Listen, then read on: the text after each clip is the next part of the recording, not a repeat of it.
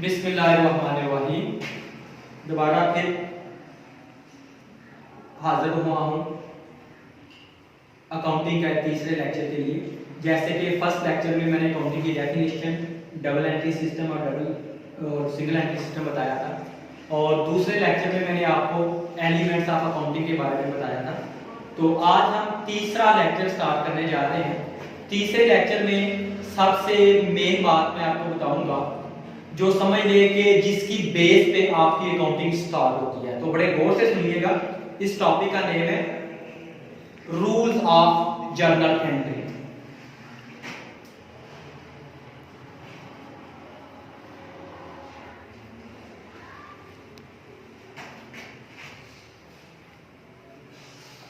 बड़े गौर से इस लेक्चर को सुनना है कि हमारा जो, जिस तरह मैंने डेफिनेशन में भी बताया था कि accounting is an art of recording. तो जो रिकॉर्डिंग के ऊपर हम एक पूरा चैप्टर पढ़ेंगे, तो उस चैप्टर करने से पहले ये रूल्स आपको अच्छे तरीके से अंडरस्टैंड करने पड़ेंगे। ये रूल्स के बगैर आप कोई भी जर्नल एंट्री नहीं कर सकेंगे, क्योंकि ये समझ लें कि अकाउंटिंग का एक पहला पार्ट है कि जब आप कोई भी ट्रांजैक्शन करते हैं या जब आपके बिजनेस में कोई भी इवेंट होता है तो आप उसको रिकॉर्ड कैसे करते हैं। फॉर एग्जांपल आपने सैलरी दी, फॉर एग्जांपल आपने वेजेस दी, फॉर एग्जांपल आपने सेल की या आपने कोई चीज परचेज की, तो उसको रिकॉर्ड कैसे करना है। और रिकॉर्ड करने से पहले आपको ये रूल जो है वो अच्छे तरीके से समझने पड़ेंगे। तो जिस तरह मैंने दूसरे लेक्चर में बताया था, हमारे एलिमेंट्स ऑफ अकाउंटिंग है 5, तो पूरी अकाउंटिंग उसी के गिर्द घूमती है। तो जरा दोबारा उन एलिमेंट्स को अपने जहन में ले आए। पहले इस रूल्स को पढ़ने से पहले, समझने से पहले आपको जो चीजें बिजनेस में इस्तेमाल होती हैं उसकी पहचान होनी चाहिए कि इनमें से कौन सा एसेट है, कौन सा रेवेन्यू है, कौन सा एक्सपेंस है या कौन सा कैपिटल है। उसको अंडरस्टैंड करने के बाद आपने उन एलिमेंट को यूटिलाइज कैसे करना है। तो सबसे पहले हम पढ़ेंगे एसेट। जिस तरह मैंने इसकी डेफिनेशन बताई थी कि हर वो चीज जो बिजनेस के कंट्रोल में है या बिजनेस के आंड में है, यानी बिजनेस की मलकियत में है, तो आपने उसको यूज करके पैसा कमाना है। तो क्या आपने इसको रिकॉर्ड कैसे करना है। फॉर एग्जांपल आपका कोई एसेट आपके बिजनेस के अंदर एंटर होता है। फॉर एग्जांपल आप मशीनरी परचेज करके ले आते हो, आप कार परचेज करके ले आते हो, आप फर्नीचर परचेज करके ले आते हो, या आपके पास कैश आ जाती है या आपके पास गुड्स आ जाती है, तो आपने इसको रिकॉर्ड कैसे करना है। सबसे पहले जो चीज आई है उसकी अगर तो आपको पहले नंबर पे पहचान हो गई कि ये एसेट है, तो फिर इसको रिकॉर्ड कैसे करना है। आपने दो चीजें देखनी है। आपने देखना है कि एसेट आपके बिजनेस में आ रहा है या जा रहा है, मीन कि बिजनेस में एसेट में इजाफा हो रहा है या कमी हो रही है। अगर तो एसेट में इजाफा हो, ये एरो का निशान मैं ऊपर की तरफ लगा दूं, इससे मुराद की इंक्रीज यानी कि इजाफा। अगर आपके एसेट में इजाफा हो तो आपने उस एंट्री को डेबिट कर देना है, और अगर आपके एसेट में कमी आए तो आपने इसे क्रेडिट कर देना है। अब इसके एग्जांपल देता हूं। For example when we purchase the machinery, आपके बिजनेस में एक मशीनरी को परचेज किया है, तो मशीनरी आपके बिजनेस में आ गई है, तो आप उसको रिकॉर्ड कैसे करेंगे। तो आपने पहले देखना है कि जो मशीनरी आई है वो है क्या, डेफिनेटली वो एसेट है, जिस तरह मैंने एसेट की डेफिनेशन बताई थी। अब जो आपके बिजनेस में आ गई तो समझ लें आपके बिजनेस के एसेट में इजाफा हो गया। तो आप उसको लिखेंगे कैसे। हाँ, मशीनरी आई है तो उसके बदले आपने कैश भी दिया होगा। तो आपको मैंने जब एसेट की डेफिनेशन बताई थी तो उसमें ये बताया था कि कुछ करंट एसेट होते हैं जिनको 1 साल के लिए इस्तेमाल होते हैं, यानी कैश भी इसमें होती है। मतलब कि आप मशीनरी खरीद रहे हैं, मशीनरी आ रही है, पैसा जा रहा है, और मशीनरी भी एसेट है और कैश भी एसेट है। तो मतलब क्या है कि एक एसेट में इजाफा हो रहा है और एक एसेट में कमी हो रही है। मतलब मशीनरी आ रही है और कैश जा रहा है। इसको हम रिकॉर्ड कैसे करेंगे। मशीनरी आ रही है तो हम लिखेंगे मशीनरी अकाउंट डेबिट, मतलब मशीनरी में इजाफा हो गया। फॉर एग्जांपल ये 10 लाख की है, 10 लाख, तो हम क्या लिखेंगे, इसको डेबिट कर देंगे। अब हम मशीनरी आ तो गई, उसके बदले जो पैसे दिए हैं कैश, वो भी हमारा एसेट है, उसमें कमी हो जाती है क्योंकि पैसा जा रहा है और मशीनरी आ रही है। तो हम क्या करेंगे, कैश को क्रेडिट कर देंगे। ये आपका डेबिट वाला कॉलम और ये आपका क्रेडिट वाला कॉलम। समझ आ गया डियर स्टूडेंट कि आपने एसेट की जो अब जब आप एसेट खरीदेंगे उसको किस तरह रिकॉर्ड करना है। यानी कि एक एसेट में इजाफा हो रहा है, मशीनरी आ रही है, दूसरे एसेट में कमी हो रही है, वो कैश जा रही है। तो आपको पहले पहचान होगी। अब दूसरा, आपने देखा कि आपके बिजनेस में लायबिलिटी का जिक्र हो रहा है। लायबिलिटी से मुराद कि आपने किसी से लोन लिया है, उसको कैसे रिकॉर्ड करना है, या आपने किसी से आधार माल खरीदा है तो उसको कैसे रिकॉर्ड करना है। क्योंकि आधार की सूरत में भी आपको कैश देना पड़ेगा in the future of business या in the future of period, तो वो भी आपके ऊपर लायबिलिटी होगी। अगर आपने किसी बैंक से, फैमिली मेंबर से या फ्रेंड से लोन लिया है तो वो भी आपको वापस देना पड़ेगा, ये भी आपकी जिम्मेदारी है। तो उसको कैसे रिकॉर्ड करना है। फॉर एग्जांपल, हमने बैंक से लोन लिया है, तो जब लोन लिया है बैंक से तो उसको हम कैसे रिकॉर्ड करेंगे। तो पहले नंबर पे देख ले, इसमें ये है कि जब लायबिलिटी में इजाफा होता है, मतलब जब आपने लोन ले लिया तो आपकी जिम्मेदारी में इजाफा हो गया, आपकी लायबिलिटी में इजाफा हो गया। तो जब लायबिलिटी में इजाफा होता है तो हम उसको क्रेडिट करते हैं, और जब लायबिलिटी में कमी होती है तो उसको हम क्या करते हैं, डेबिट करते हैं। अब लायबिलिटी में इजाफा तब होगा जब आप लोन लेंगे, जब आप लोन वापस करते जाएंगे तो लायबिलिटी में कमी होती जाएगी। अब मैं दोबारा वही एग्जांपल कि अगर आपने किसी बैंक से, एचबीएल बैंक है, उससे आपने लोन लिया है, तो आपकी जो एचबीएल बैंक वाला अकाउंट है उसमें इजाफा हो गया क्योंकि ये जिम्मेदारी बढ़ गई, तो उसको आप डेबिट कर देंगे।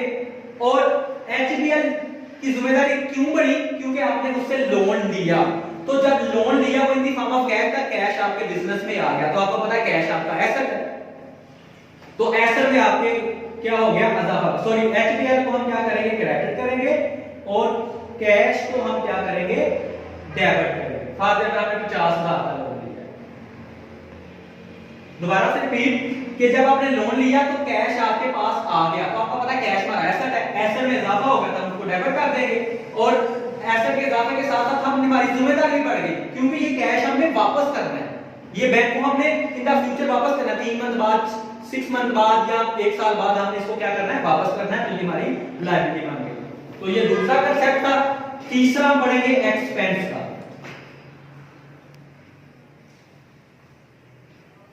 एक्सपेंस यानी अखराजात। तो इसका भी जब आपके अखराजात बढ़ रहे हैं, यानी मतलब आपने सैलरी दे दी है, आपने वेजेस दे दी है, आपने रेंट दे दी है, तो आपके एक्सपेंस में इजाफा हो गया।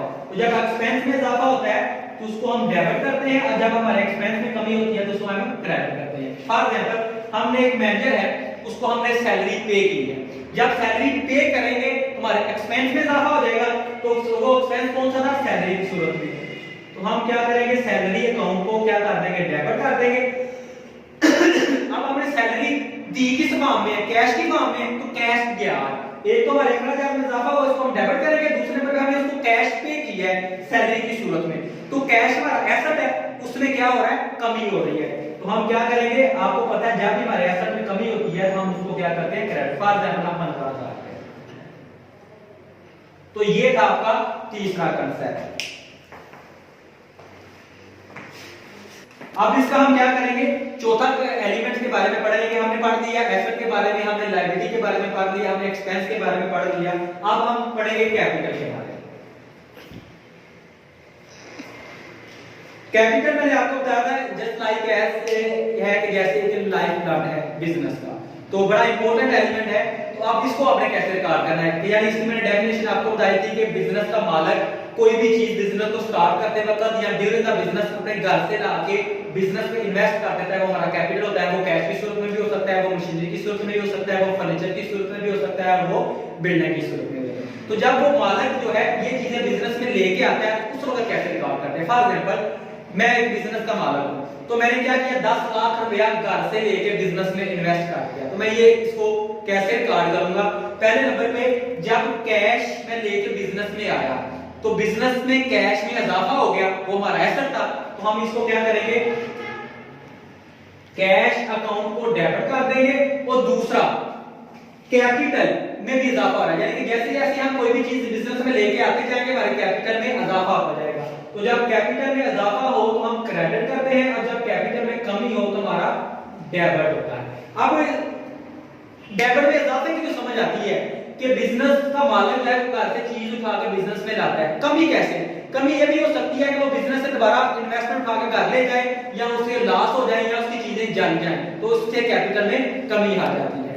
तो कैपिटल में जब कमी आती है तो डेबिट करते हैं, जब इजाफा होता है तो डेबिट करते हैं। तो वही मिसाल मैं दोबारा रिपीट कर रहा हूं। फॉर एग्जांपल, को 10 लाख रुपया बिजनेस का मालिक घर से उठा के बिजनेस में लेके आता है, तो बिजनेस में दो चीजों में इजाफा होगा, एक तो उसके कैपिटल में इजाफा हो जाएगा और एक उसके कैश की सूरत में इजाफा होगा, क्योंकि वो कैश लेके आया। तो कैश हमारा एसेट है, एसेट में इजाफा होगा डेबिट, और दूसरे नंबर पे हमारा कैपिटल में इजाफा हो गया, तो कैपिटल में जब इजाफा होता है तो क्रेडिट होता है।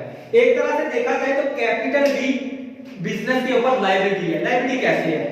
हम अगर बिजनेस की डेफिनेशन पढ़ें या कंपनी की डेफिनेशन पढ़ें तो उसमें हम ये करते हैं कि बिजनेस एक अलग चीज है, बिजनेस के मालिक का घर एक अलग चीज है। अगर वो प्राइवेट चीजें, प्राइवेट इस्तेमाल की चीजें बिजनेस से उठाए तो उसके लिए हम इस्तेमाल करते हैं ड्राइंग, तो वो कहती है मतलब कि बिजनेस का मालिक अलग चीज है, बिजनेस एक अपनी खुद शनाख्त रखता है। फॉर एग्जांपल एचबीआई एक बैंक है, एक बिजनेस है, तो उसका मालिक फॉर एग्जांपल एबीसी कोई बंदा होगा, लेकिन वो उस बंदे की पहचान से नहीं बैंक जाना जाएगा, बल्कि उसके एक नाम से जाना जाएगा, यानी मतलब उसकी एक अपनी शनाख्त होगी। तो जब बिजनेस का मालिक अपने घर से कुछ चीजें बिजनेस को ला के देता है तो बिजनेस के ऊपर भी एक जिम्मेदारी हो जाती है कि उन पैसों के बदले कोई ना कोई अर्निंग मालिक को दे। तो इस तरह से हम कह सकते हैं कि कैपिटल भी एक लायबिलिटी है। तो ये कांसेप्ट मैंने आपको समझा दिया, और आखिरी जो रूल है या आखिरी जो कांसेप्ट है जर्नल एंट्री को पास करने का, वो है हमारा रेवेन्यू। रेवेन्यू मैंने बताया था कि जब भी आप कोई चीज सेल करते हैं या आप सर्विस देते हैं तो उसके बदले में जो आपको पैसा मिलता है, जो अर्निंग मिलती है, उसे हम रेवेन्यू कहते हैं। तो इसको कैसे हम इसकी जर्नल एंट्री कैसे पास करेंगे? इसको भी हम ऐसे लिखेंगे, जब रेवेन्यू में इजाफा हो, मतलब हमें पैसे आ रहे हो तो हम उसको क्रेडिट करेंगे, और जब हमारी रेवेन्यू में कमी हो जाएगी तो हम उसको क्या करेंगे? डेबिट करेंगे। फॉर एग्जांपल मैंने बताया कि हम प्रोडक्शन करके भी पैसे कमा सकते हैं सेल करके, या चीजें परचेज करके दोबारा रीसेल करके भी कमा सकते हैं, या हम अपनी सर्विस देकर भी पैसे कमा सकते हैं। तो मैं इसमें एक एग्जांपल दूंगा। फॉर एग्जांपल हमारे पास गुड्स पड़ी हुई थी, यानी मैं मार्कर मेरे पास पड़े हुए थे, तो मैं ये हमें इसकी हम इसको मार्कर नहीं लिखेंगे, यानी कि इसको हम बिजनेस की लैंग्वेज में गुड्स का नाम देते हैं। यानी कि जो भी चीज आप बनाते हैं, मार्कर बनाते हैं, फैंस बनाते हैं, जो भी इन सारी चीजों को हम काउंटिंग के लैंग्वेज में टर्म यूज करते हैं जिसे हम गुड्स कहते हैं। तो हम इन सारी चीजों को गुड्स कहते हैं। जब हम गुड्स को सेल करेंगे तो हमारे पास पैसा आएगा, इनकम आएगी, तो उसको हम रिकॉर्ड कैसे करेंगे? फॉर एग्जांपल हमारे पास मैं कारोबार कर रहा हूं मार्कर का, तो मार्कर मैंने सेल किए, उसके बदले मुझे पैसा आया, तो सबसे पहले मैंने देखा कि हमारे पास कैश आया, कैश का एसेट है, इसमें इजाफा हो रहा है, तो हम कैश अकाउंट लिख लेंगे डेबिट। फॉर एग्जांपल मैंने 100 पेन मार्कर जो है वो सेल किए हैं, 100 मार्कर सेल किए, एक की कीमत 10 है, तो ये मेरे पास 1000 रुपया बन है। और साथ ही हमारे रेवेन्यू में इजाफा हो रहा है, तो जब मार्कर सेल होंगे तो उसके लिए हम एक अकाउंट मेंटेन करते हैं जिसे हम सेल अकाउंट के नाम से कहते हैं। तो हम यहां क्या कर देंगे? Sale account credit. हम सेल अकाउंट हमने नाम इसलिए एक रखा हुआ है कि जरूरी नहीं है कारोबार एक ही चीज का किया जाए। फॉर एग्जांपल कोई एक कारोबार है वो 2 से 3 चीजें बनाता है या ज्यादा चीजें बनाता है, तो उसकी अलग-अलग नहीं बनाएगा वो, बल्कि टोटल चीजें बेचेगा। फॉर एग्जांपल मैं मार्कर भी बना रहा हूं, मैं पेन भी बना रहा हूं, मैं कापियां भी बना रहा हूं, मैं किताबें भी बना रहा हूं, तो जब सारी चीजें सेल करूंगा तो उनको सब की सेल में एक अकाउंट बनाऊंगा सेल के नाम से, तो मैं इसे सेल में भी रिकॉर्ड करूंगा। तो आखिरी एंट्री भी आपको समझ आ गई होगी कि एक तो हमारी सेल में इजाफा हुआ है, मतलब हमारे रेवेन्यू में इजाफा हुआ था। मैं ऊपर कहा था जब हमारे रेवेन्यू में इजाफा होता है तो क्रेडिट होता है, और उसके बदले जब हमने चीजें सेल की तो हमारे पास कैश आया, कैश हमारा एसेट है, और उसमें भी इजाफा हुआ तो उसको हमने डेबिट कर दिया। तो ये 5 रूल थे, इसको आपने अच्छे तरीके से अंडरस्टैंड कर लेना है, इसको अच्छे तरीके से समझ लेना है। इसके बगैर जर्नल की एंट्रियां नहीं होंगी। रटा सिस्टम आप लगा सकते हैं, तो रटे सिस्टम से भी कोई कारआमद जो आपको कामयाबी हासिल नहीं होगी। उससे बेहतर यह है कि आप इन रूल को अच्छे तरीके से पढ़ें, इसको समझें।